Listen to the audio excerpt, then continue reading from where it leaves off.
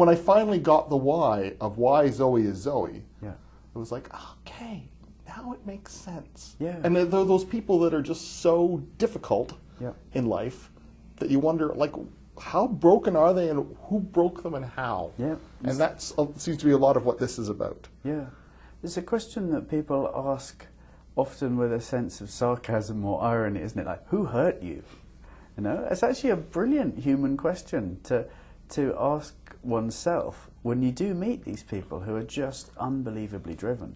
Now, Zoe, I think you've zoned in on the character that is the heart of the novel and is the raison d'être of the novel. The ethical question that this novel asks is, what should be the limit of our ambition? Because I find that quite a political question. I've written this in the context of sport. Zoe is the most unbelievably driven character, must win in her sport at all costs. And for her, the race is not finished when she crosses the finishing line. You know, she will continue her battle to achieve psychological dominance over all of her rivals after the finish line. You know, she will psych out her rivals, she will project confidence, she will try to cause them to crack mentally before they even reach the next start line. Right? So she's playing a really long game. She's super ambitious. She would run over you if you crashed in front of her in order to get to the finish line. She would not help, and she doesn't have anything else in her life. No friends, no family, nothing. She's alienated everyone in pursuit of glory. So 2 reasons why I think that's interesting. The first is that when we watch the Olympics, you know, we tend to fetishize the act of competition and to accept quite uncomplicatedly the moment where the athlete steps up onto the top step of the podium. And we are invited to find that uncomplicatedly beautiful. Now, as a storyteller, you know, I do think that's a great story, and I think that behind every great story there's an even greater backstory. I like to think about, okay, who did you have to ride over to cross that finishing line? Who did you have to destroy? Whose dreams did you have to shatter in order that your own could be achieved? Those questions are very interesting ones to ask about human beings. I've chosen to address that question in the life of Zoe in the context of sport. But actually for me it's a very political question, because we live in an age that fetishizes victory, that admires success for its own sake.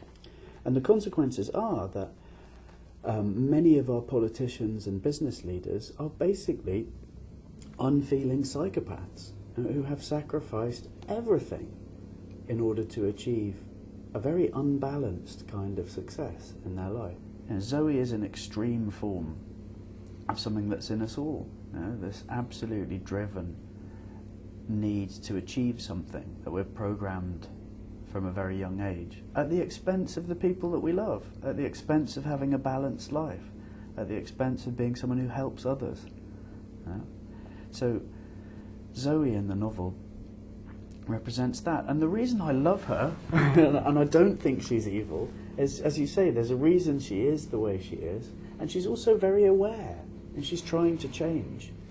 I think in all of my work, you don't really get good people and bad people. I think you get flawed people, and the redemptiveness in the books, I hope, is the fact that these characters are aware of their flaws and they're trying to change. You know, that's about as good as it gets in my books. You don't get these saintly characters. You get people who are aware that they're deeply screwed up and they're trying, and often failing, to change. How important was getting the ending right for you? What a great question. The ending is really difficult in any novel. I find it the hardest thing to do. And I don't know if other writers are like this, but I feel I could start a great novel 15 times a week. No, I can write these momentous sounding opening paragraphs. We think, oh, this is great, and it's got legs, this one's really going to run. Oh, no, it isn't. And I get to about a page through, and and realise that the premise doesn't stack up. At least it's just a page. Just a page. And sometimes I get a chapter in, and sometimes I get 100,000 words in, and realise that it doesn't stack up. And you never really know until you write the last page whether you've got something that you're pleased with or not. I find that I never really know until I've written the last chapter what my story was about, because it's a process of discovery for me. I'm not an author that plans the whole book in advance. I can't let myself be that, because for me then your protagonists become these mannequins in the service of a plot, and they're wooden, and they follow orders very obediently, and they have the right motivation and the right story arc, and the whole story is dead, and it makes me want to gouge out my own eyes. I like insubordinate characters. I like to set up a strong premise and have these propulsive plots, and then trust my characters to be able to extricate themselves in a manner that helps me address the central question of my novel.